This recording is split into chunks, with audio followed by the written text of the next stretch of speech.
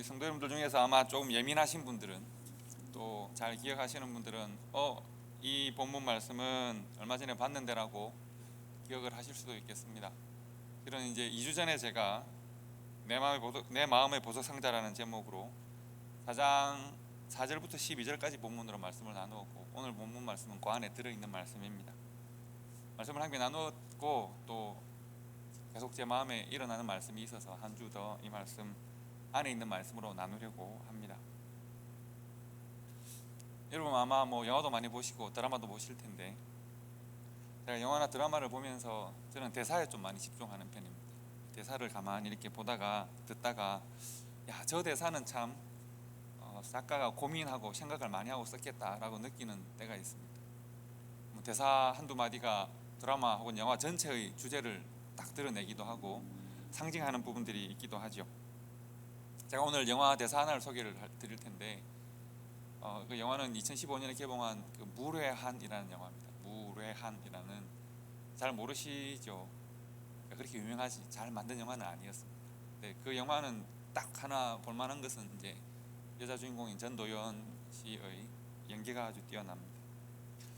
김남길이라는 배우와 전도연이라는 배우가 한국 느와르 이런 거기 때문에 깡패, 또 조직폭력배, 또 술집 마담 그런 식의 이야기들인 거죠.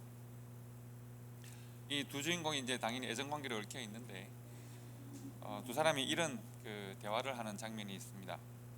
극 중에서 이제 범인의 애인인 전도연과 형사인 이 김남길 두 사람이 이제 서로 대화를 하는데, 형사의 몸에 상처가 많이 있습니다. 몸에 형사로 살다 보니, 강력 형사다 보니, 그래서 여자 주인공이 남자 주인공에게 묻는 것이죠. 이 몸에 있는 상처들은 다 뭐예요? 라고 묻습니다. 상처들은 다 뭐예요? 살면서 어쩔 수 없이 생긴 것들인가 봐요.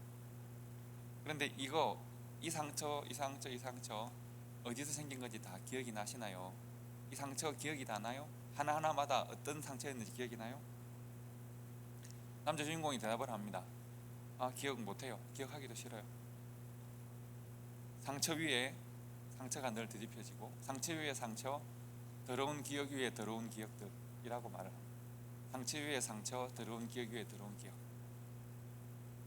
내 삶은 늘 상처에 상처가 뒤집혀지고 쌓이는 삶이었고, 좋지 못한 기억 위에 더러운 기억 위에 더러운 기억이 차곡차곡 쌓이는 그런 인생이었다.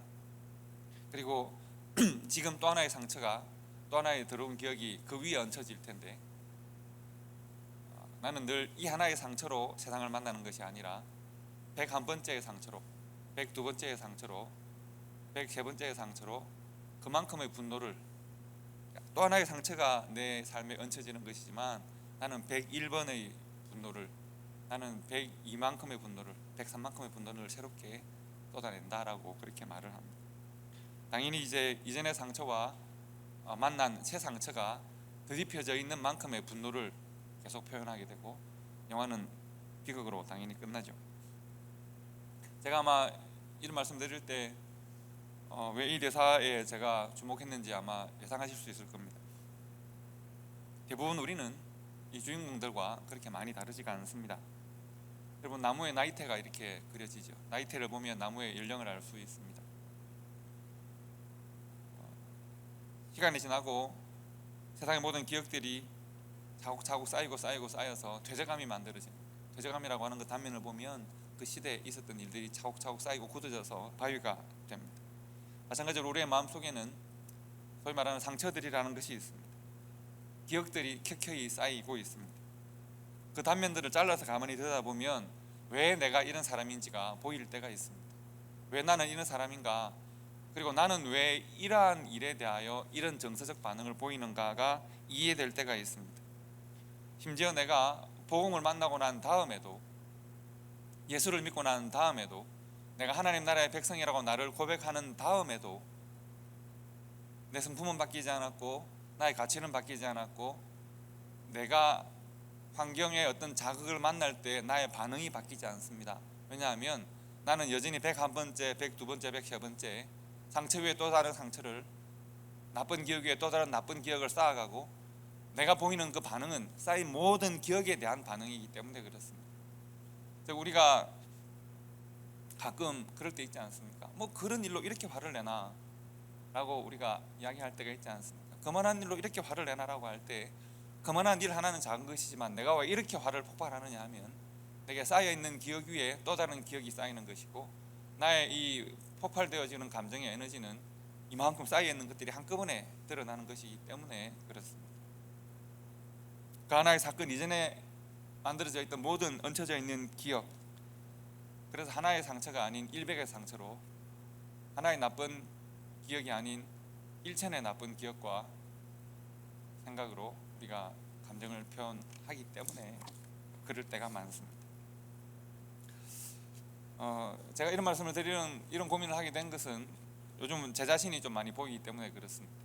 저도 요즘 좀 그렇습니다. 그래서 제가 왜 이렇게 내가 짜증이 많이 나고 화가 많이 나지 했더니 갱년기라서 그렇다고, 호르몬 분비가 잘못됐다고 뭐 이런 이야기 하고 뭐 그럴 수도 있다고 생각을 합니다. 하지만 여전히 그런 제 자신을 돌보고 컨트롤해야 되는 것이 또 제 자신이 아니겠습니까? 그럼 우리가 우리 자신들을 돌아볼 필요가 있겠습니다. 여러분 혹시 그 한국에서 학교를 다니실 때 김수영이라는 시인 기억날지 모르겠습니다. 김수영이라고 1960년 70년대 한국의 신동엽과 더불어서 대표적인 저항 시인이었습니다. 이 시인이 이제 뭐 풀이라는 시를 썼습니다. 아마 교과서에 나온 시이기 때문에 기억나실지 모르겠습니다. 풀이 눕는다, 바람보다 더 빨리 눕는다, 바람보다 더 빨리 울고 바람보다 더 먼저 일어난다, 이런 시 혹시 기억나실지 모르겠습니다. 이 김수영이라는 시인 시집 중에서 이런 제목이 있습니다. 저는 이 제목이 늘 기억이 늘 납니다. 이 분이 쓴 시들을 모아 시집을 냈는데 시집 제목이 나는 왜 조그마한 일에만 분노하는가 라고 하는 시집 제목입니다. 여러분 이 제목에 동의하실지 모르겠습니다. 이 사람은 이제 1960년대 혁명의 시대, 그 시대가 혁명의 시대 아닙니까? 얼마나 사회적인 일들이 많았습니까? 그 시대의 지식인으로서의 양심으로 사회를 바라보다 보니까 분노해야 될 일들이 많습니다. 적어도 지식인이고 사회적으로 시인이고 하면 사회적 정의에 대한 말을 해야 할 것 같고, 또 뭔가 학생들이나 또 자기보다 좀 사회적으로 혜택을 많이 보지 못한 사람들에 대해서 내가 뭔가 해야 할 일이 있을 것 같습니다. 하지만 다 알고 있는 것이 있지 않습니까? 내가 그 목소리를 내는 순간 어떻게 될까요? 난 이 사회로부터 부정당할 수도 있습니다. 제거당할 수도 있습니다. 감당할 수 없는 큰 핍박을 만날 수도 있습니다. 그래서 이제 그런 생각을 하고 있는 시인들이 매일 명동의 술집에 모여서 시대를 한탄하고 매일 뭐 시를 논하고 사회를 논하고 울분을 자기들끼리 막 토합니다. 그런데 이 시인이 갑자기 자기가 갈비탕을 받았는데 다른 갈비탕에는 고기들이 듬뿍듬뿍 들었는데 내 갈비탕에는 왜 비계만 있어? 그리고 주인을 불러가 야단을 치고 화를 내고 갈비탕을 뒤집어 엎고 상을 뒤집어 엎었단 말이지. 그리고 생각합니다. 하고 난 다음에 생각하는 것이죠. 나는 왜 나를 억압하고 수많은 범죄를 저지르는 사회적인 이 범죄에 대해서는 조금 더 목소리를 내지 못하고 비겁하게 고개를 숙이고 있었는데 나는 왜 갈비탕에 비계 하나를 가지고 이렇게 화를 내고 있는가? 자기 자신을 돌아보게 되는 것이죠.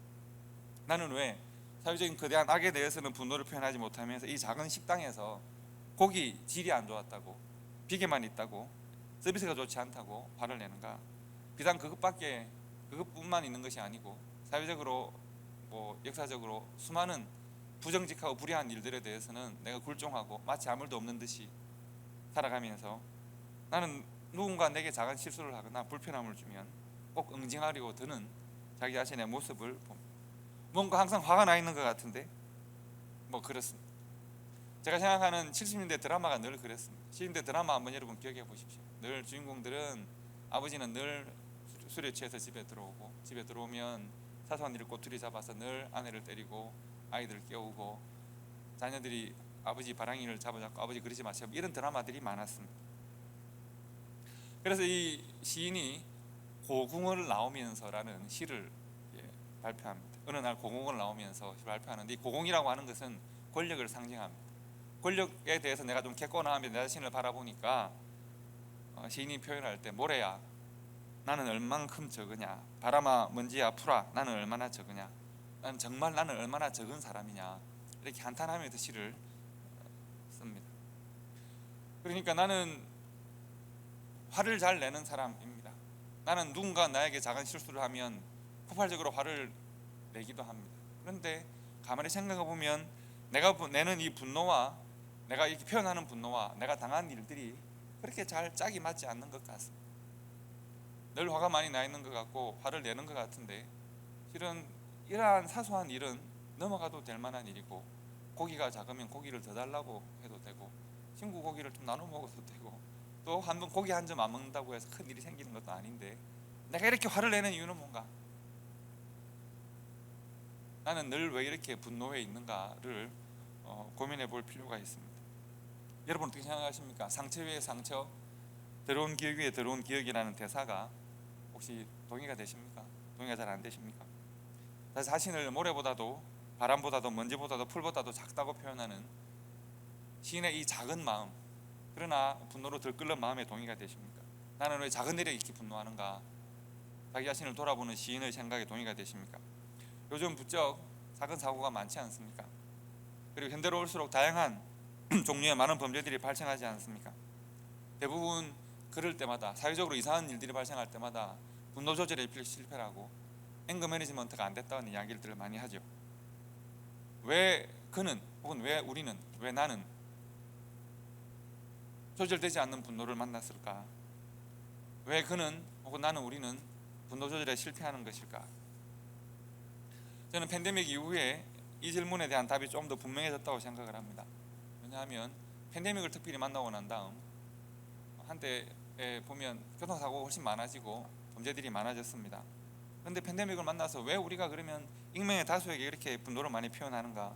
사실 알고 보면 대부분 우리는 내가 어려운 일을 당하고 만났는데 무엇에 대해서 분노해야 되는지, 나를 이렇게 어렵게 만드는 원인은 무엇인지를 잘 모를 때가 많습니다.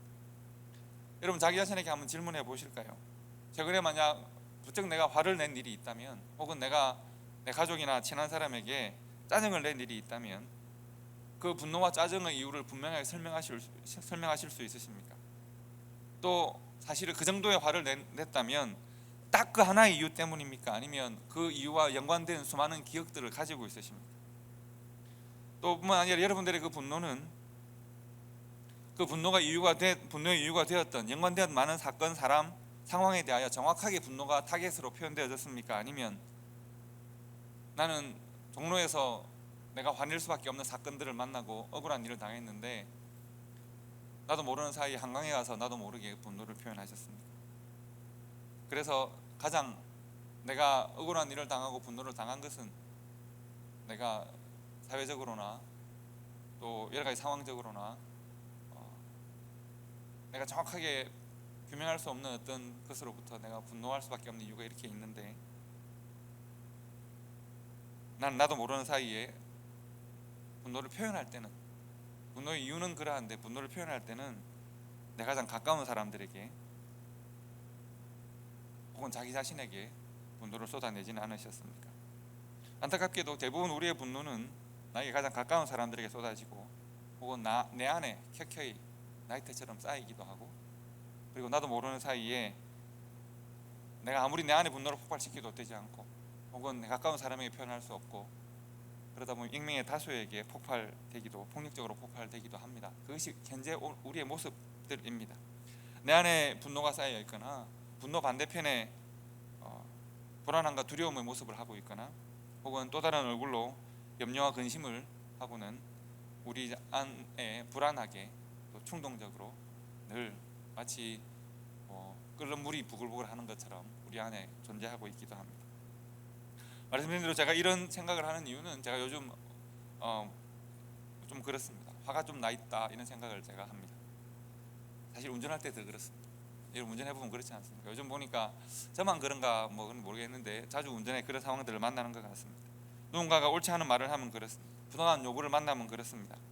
충분히 이해할 수 있을 것 같은데 목사 체면에 있으니까 표현을 못하고 하다 보면 제 안에 화가 쌓이는 일들이 많습니다. 그리고 자신에게 묻습니다.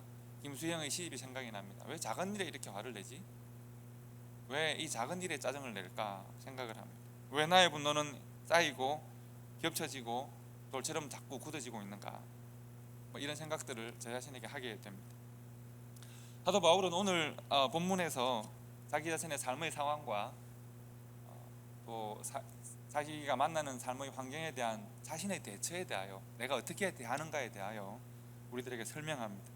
사도 바울은 먼저 8절과 5절을 보시면 나는 내 삶의 상황이 현재 이렇다라고 하는 것을 설명합니다. 나는 혹은 우리 선교팀은 나와 함께하는 사람들은 사방으로부터 우겨쌈을 당한다. 우겨쌈을 당한다. 답답한 일을 당한다. 핍박을 받는다. 누군가 우리를 거꾸로 때린다라고 표현합니다. 이런 일을 당하면 어떻게 하시겠습니까? 누군가가 내가 만들지 않은 이유로 내 잘못은 아닌데 억울하게 우겨 싸거나 넘어뜨리거나 핍박을 하거나 답답한 일을 만들거나 어떻게 하시겠습니까? 대부분 우리는 감정적으로 분노하거나 혹은 두려워하거나 걱정하게 됩니다. 사도 바울은 뭐라고 말을 하느냐 하면 8절 9절을 보십시오. 우리는 사방으로부터 우겨쌈을 당하는데 그런데 쌓이지 않았다는 겁니다. 답답한 일을 당했는데 나는 낙심할 필요가 없었습니다. 핍박을 받은 적이 있는데 그러나 핍박을 받았지만 버림을 당하진 않았습니다. 누군가 우리를 거꾸로 때렸는데 그러나 망하지 않았습니다. 나는 여전히 잘 서 있습니다. 왜 그럴까요? 분명히 사도 바울은 공격을 당한 것이 맞습니다. 핍박을 받은 것이 맞고 고난받는 것도 맞습니다. 그듭 알 수 없는 이유로 부당한 이유로 억울한 일로 당하고 있는 상황입니다.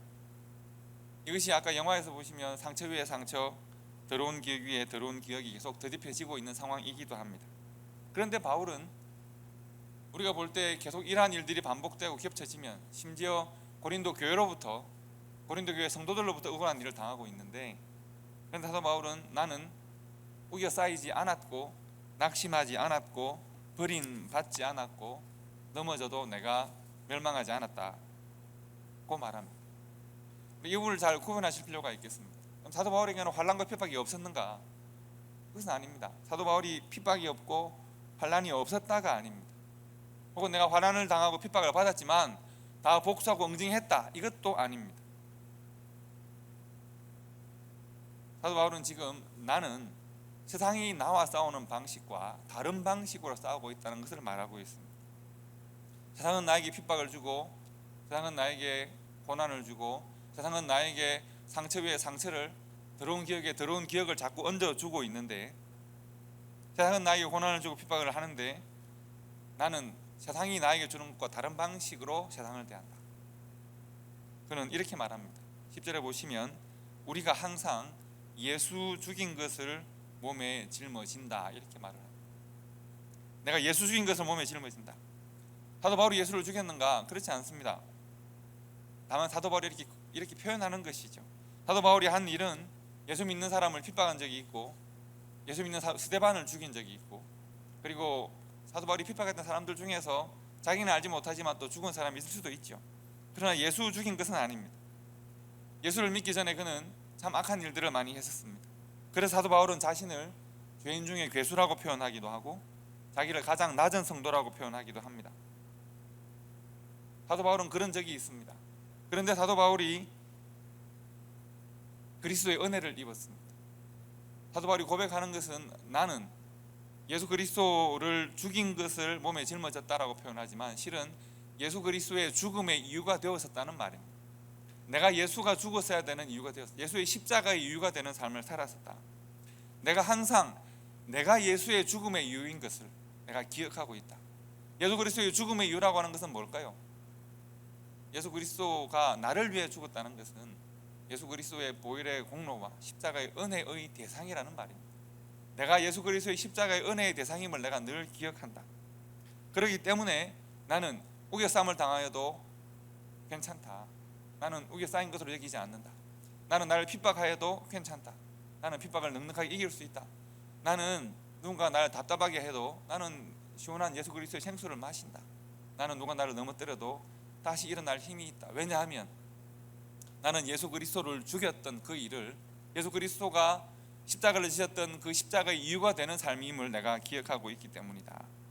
그러므로 나는 스데반 죽인 일, 성도를 핍박했던 일, 이전에 내가 얼마나 악하게 살았던 것을 내가 기억하고 그렇기 때문에 내가 지금 당하는 모든 고난은 내가 넉넉히 감당할 수 있겠다.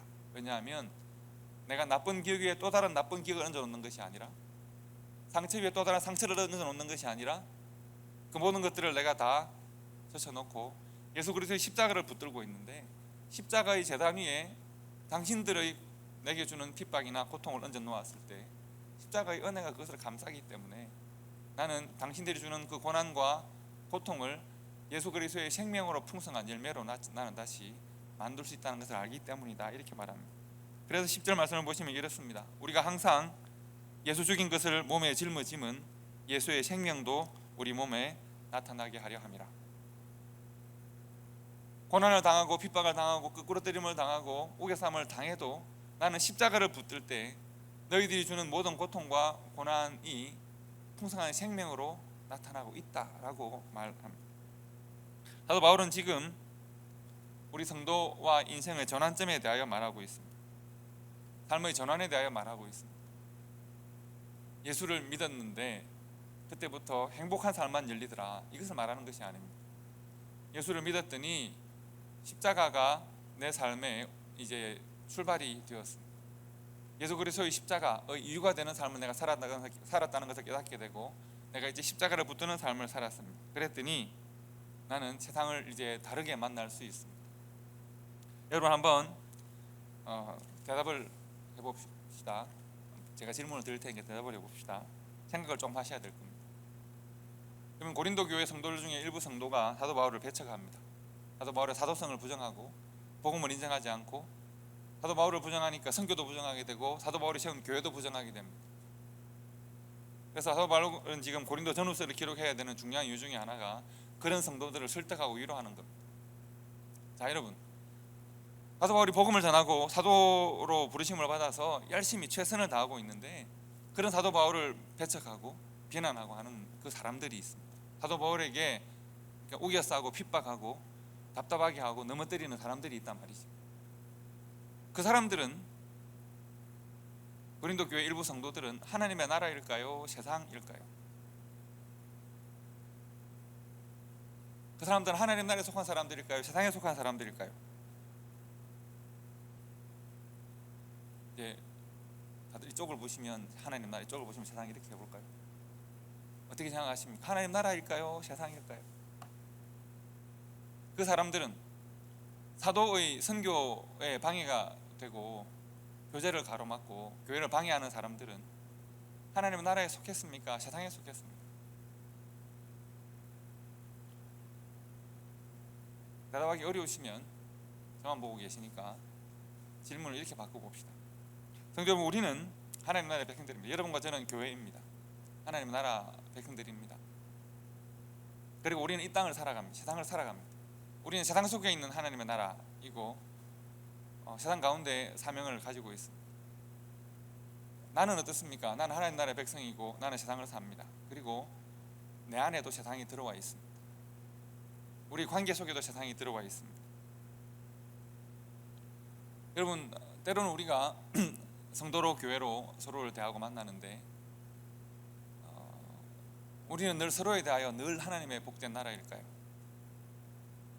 때로 나는 다른 성도에게 거친 세상을 보여주는 일은 없을까요?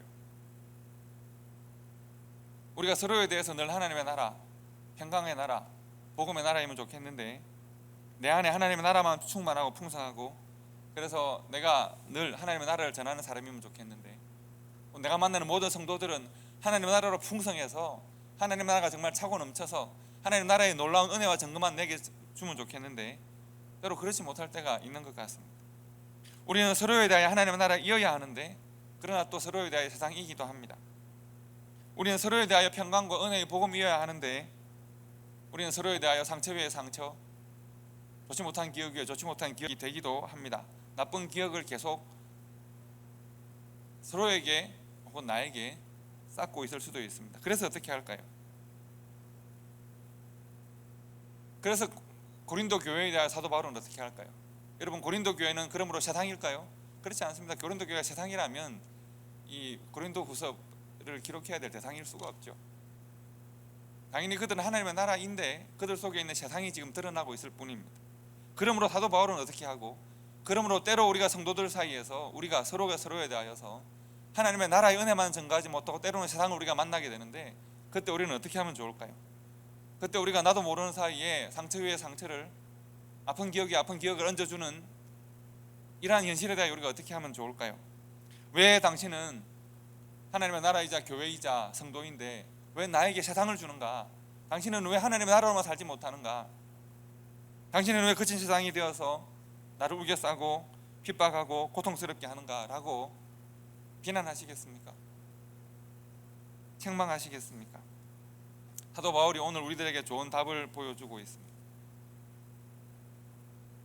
교회가, 성도가, 내가 개척하고 세운 고린도 교회, 내가 전도하고 내가 말씀을 가르쳤던 너희들이 혹 너희들 안에 있는 세상을 나한테 보여준다고 할지라도, 내가 너희들로부터 우겨쌈을 당하고 너희들로부터 거꾸러짐을 당하고 너희들에게 정말 답답한 말을 들을지라도, 그러나 나는 내 안에 너희들로부터 받은 상처나 아픈 기억들 위에 또 다른 너희들의 기억을 얹어서 내가 내 안에 있는 모든 아픈 상처와 기억의 분노를 다 끌어올려서 너희들을 응징하고자 하는 것이 아니라, 너희들이 지금 나에게 우겨 싸는 또 다른 기억과 나를 핍박하는 또 다른 기억을 내게 얹어주지만, 그러나 내가 그것을 내 안에 있는 예수를 죽였던 기억, 내가 예수 그리스도의 십자가의 이유가 되었던 기억 위에 그것을 놓기를 원한다. 나는 너희들보다 더 악한 자였고, 나는 너희들보다 더 행악자였고, 나는 너희들 중에 괴수였을 수도 있는데, 그러나 하나님이 나를 이렇게 구원하셔서 나를 하나님의 사람으로 만드셨으니 나는 내가 받은 그 은혜 위에 너희들의 나에게 주는 상처와 아픈 기억을 놓기를 원한다. 너희들의 모습 가운데 교회가 아닌 세상의 모습을 본다고 할지라도, 그것 때문에 내가 잠시 당황하고 고통스럽고 분노한다고 할지라도, 예수 죽였던 기억, 십자가 이유가 되었던 삶을 내가 기억하고, 내가 받은 구원의 은혜를 기억하고, 그 위에 내가 만난 분노의 이유, 핍박과 우겨쌈에 대한 기억을 놓아두고 내가 너희들을 다시 만나기를 원한다 라고 지금 사도 바울이 말합니다. 내 안에 쌓여있는 상처, 쌓여있는 분노, 해결되지 못한 그 위에 내가 1의 잘못을 놓아도 나는 100, 1000의 분노를 쏟아낼 수 있는 사람이지만, 그러나 내가 십자가의 은혜 위에 너의 100을 놓고 너의 1000을 놓아도 내가 오히려 감사와 사랑으로 너희들을 대할 수 있다. 이것이 내가 예수 그리스도를 죽인 이유를 내가 붙드는 중요한 이유이다. 교회가, 성도가 서로 안에서 세상을 만날 때도 마찬가지입니다. 당신은 교회인데, 성도인데 왜 세상처럼 나를 대하는가? 나를 분노하게 하는가? 내게 더 고통스러운 기억을 안겨주는가? 손가락질을 하기보다 나에게 숨어있는 세상이 그에게도 있고, 나에게 숨어있는, 아직까지 숨어있는 해결되지 못한 세상이 아직 그에게도 있어서 그런 줄로 알고, 예수 십자가의 이유가 내게 있는 줄로 알아서 우리가 그런 십자가 위에 그가 하는 행동이나 이해하지 못할 말들을 놓아둘 수 있으면 좋겠습니다.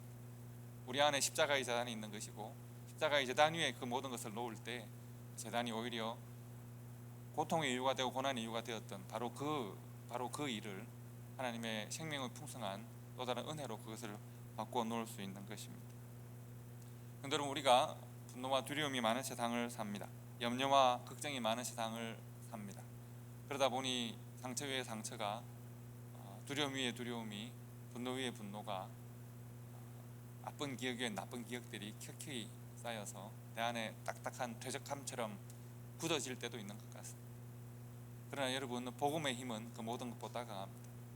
예수 그리스도의 구원의 능력과 은혜는 그 모든 것보다 강합니다. 우리가 무엇을 붙들까요?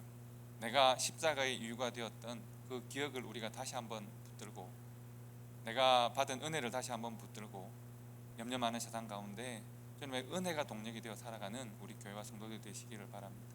그 은혜를 붙들 때 우리가 만나는 모든 시련과 모든 아픈 기억도 하나님의 생명을 풍성케 하시는 은혜로 변화되어서 우리가 서로에 대하여 하나님의 나라가 되고, 세상에 대하여 하나님 나라의 복음을 전가하는 그런 초대교회와 성도가 될 것을 믿습니다. 이 어려운 시대에 더욱더 십자가의 은혜를 붙드시고 예수의 생명으로 풍성한 삶을 살아가시는 우리 초대교회와 성도 되시기를 주님의 이름으로 축복합니다. 기도하겠습니다.